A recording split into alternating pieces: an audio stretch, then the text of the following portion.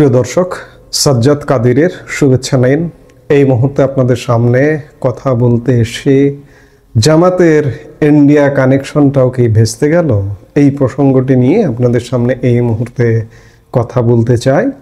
গত 1.5 বছরে বাংলাদেশ জামাতে ইসলামী সবচেয়ে বেনিফিশিয়ারি রাজনৈতিক দল বাংলাদেশের। জনসমর্থনে সংক্ষিপ্ত, ছোট, কিন্তু সুযোগ সুবিধার জায়গায় সবচেয়ে বেশি সুবিধা ভোগ করছে জামাত। তথাকথিত জুলাই আগস্টের ছাত্র আন্দোলন, কোটা, চাকরিতে কোটা, কোটার দাবিতে আন্দোলন, তারপরে সরকার পতনের আন্দোলন, পতন ঘটিয়ে আওয়ামী লীগ বিদায়। যারা সরকার পতন ঘটিয়েছে, এই যে এনসিপি কিন্তু একটা নির্বাচন হওয়ার আগেই প্রায় বিলুপ্তির পথে।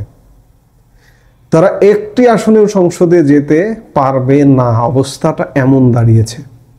সেই জায়গায় সব বেনিফিটটা বিএনপি নিতে পারেনি, এনসিপি নিতে পারেনি, বেনিফিটটা নিচ্ছে জামাত। আপনারা জানেন যে গতকালকে ত্রয়োদশ জাতীয় সংসদ নির্বাচনের তফসিল ঘোষণা করা হয়েছে এবং সরকার একান্তভাবে চাইছে যে একটা নির্বাচন দিয়ে জামাতের হাতে ক্ষমতা হস্তান্তর করে একটা নিরাপদ প্রস্থান করতে। আর জামাতও চাইছে, জামাত ইতিমধ্যে বুঝে গেছে পুরো মাঠ তাদের দখলে, পুরো মাঠ নিয়ন্ত্রণে, যার দরুন তারাও চাইছে এখন নির্বাচনটা হয়ে যাক। এবং জামাত কতটা কৌশলী, তারা ভারতকেও হাত করবার সব কলা কৌশল রপ্ত করেছে গত 1.5 বছরে। আপনারা দেখেছেন যে পূজা মণ্ডপে গিয়ে জামাত নেতারা গীতাপাঠ পর্যন্ত করেছে।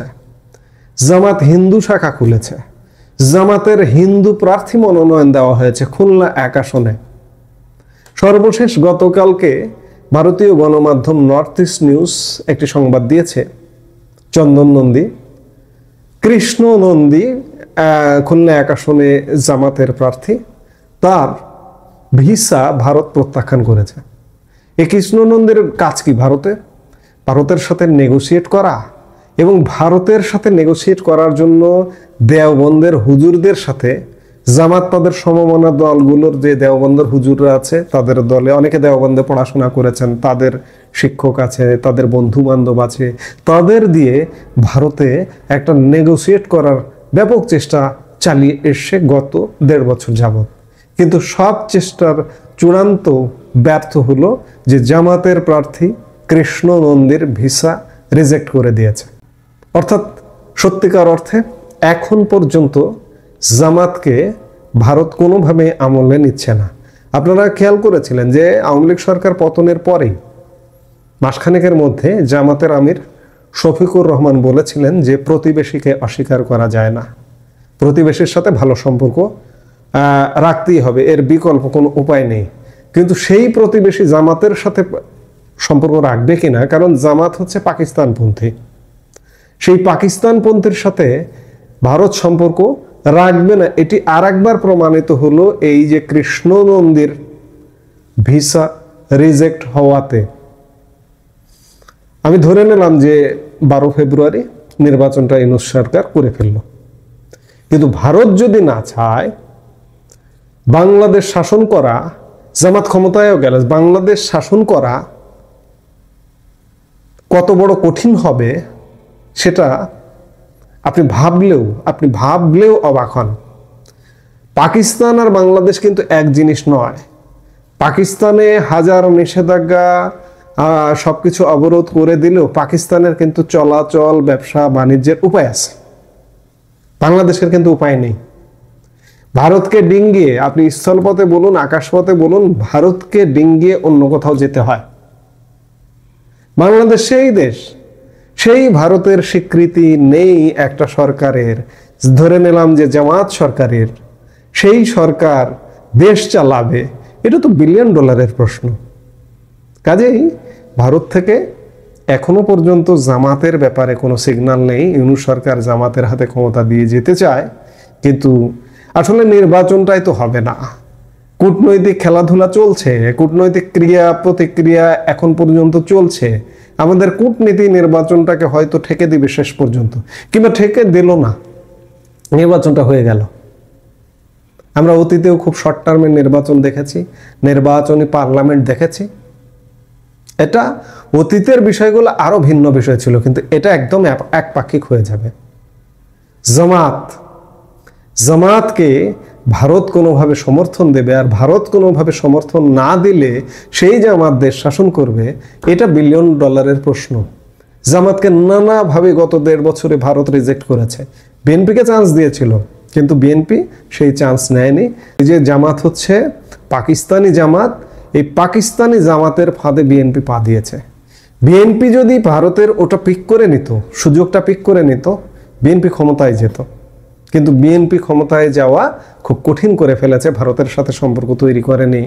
এদিকে দেশে নানা রকম অব্যবস্থাপনা, সরকারের সাথে সম্পর্কের জায়গায় জামাত এগিয়ে, সব কিছু মিলিয়ে আসলে বিএনপি একটা ভঙ্গুর অবস্থায় চলে গেছে। জামাত ক্ষমতায় যাওয়ার স্বপ্ন দেখছে, ক্ষমতায় যাওয়া যায়, যেতে পারতে পারে, কিন্তু শেষ পর্যন্ত সেই ক্ষমতা চর্চা করে দেশ শাসন করা দুঃসাধ্য ব্যাপার হয়ে যাবে, কারণ জামাত পদে পদে রিজেক্ট হয়ে গেল। এবং সর্বশেষ উদাহরণ এই জামাতের প্রার্থী, যতই হিন্দু শাখা করুন, মন্দিরে গিয়ে গীতা পাঠ করুন, হিন্দু প্রার্থী মনোনয়ন দিন, এগুলো আসলে ভারতকে লক্ষ্য করেই। এখানে সংখ্যালঘুদের সুযোগ সুবিধা দেওয়ার জন্য নয়, ভারতকে লক্ষ্য করে, ভারতকে আকৃষ্ট করবার জন্য জামাতে ইসলামের এই কর্মকাণ্ডগুলো। এবং ভারত এগুলো খুব ভালোভাবে বুঝতে পারে যে জামাত এগুলো কেন করছে, জামাতের পেছনে দুর্বিসন্ধি পরিকল্পনা আছে। ভারত বুঝতে পেরে এখন পর্যন্ত জামাতকে আসলে পাত্তা দেয়নি। এবং পাত্তা দেওয়ার সর্বশেষ উদাহরণ হচ্ছে এই কৃষ্ণ নন্দীর ভিসা রিজেক্ট হওয়া। কৃষ্ণ নন্দীর ভিসা রিজেক্ট হওয়ার ব্যাপারে যেটি সবচেয়ে খুব গুরুত্বপূর্ণ হিসেবে জানা যাচ্ছে যে তিনি সর্বশেষ তুরস্কে ভিজিট করেছেন। তুরস্ক ভিজিট করে তিনি ভারতে যেতে চান।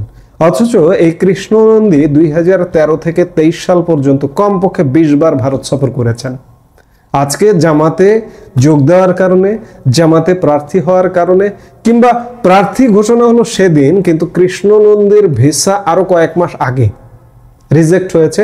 কৃষ্ণ নন্দী ভারতের কাছে গত কয়েক মাস যাবতই, গত জুলাই মাসে তার ভিসা রিজেক্ট হয়েছে। গত কয়েক মাস যাবতই তিনি ভারতের কাছে একটি সন্দেহজনক চরিত্র, যার দরুন তার ভিসা রিজেক্ট হয়েছে। এবং জামাত আশা করেছিল যে হিন্দু মানুষজনকে ধরে, দেওবন্দ হুজুরদের ধরে ভারতের সঙ্গে নেগোশিয়েট করবে, কিন্তু সেই আশায় জামাতের গুড়ে বালি, অর্থাৎ ভারতীয় সিগন্যাল জামাত পেল না। নির্বাচন হবে না, নির্বাচন করতে পারলেও দেশ শাসন করতে পারবে না। ভারতকে বাদ দিয়ে বাংলাদেশি বাঙ্গুরা মনে করে যে ভারতকে বাদ দিয়ে চলবে। একটু চারিদিকে চোখ কান খোলা রেখে একটু ঘুরে আসুন, বাংলাদেশের চারপাশ দিয়ে একটু ঘুরে আসুন, দেখে আসুন যে ভারতকে বাদ দিয়ে অন্ততপক্ষে বাংলাদেশের মতো দেশের এক পা চলা সম্ভব না। নানা রকম মেডিসিন আছে ভারতের কাছে, সেই মেডিসিনের একটা একটা করে প্রয়োগ করতে ধরলে টিকতে পারবেন না। কাজেই জামাত যে স্বপ্ন দেখছে সেই স্বপ্ন পূরণ হবে না। এই মুহূর্তে এ পর্যন্ত। সবাই ভালো থাকুন, সুস্থ থাকুন। আমাদের ভিডিওগুলো নিয়মিত পেতে সাবস্ক্রাইব করুন Sajjad Kadir and the legends YouTube channel এবং লাইক, কমেন্ট, শেয়ার করে সাথে থাকুন।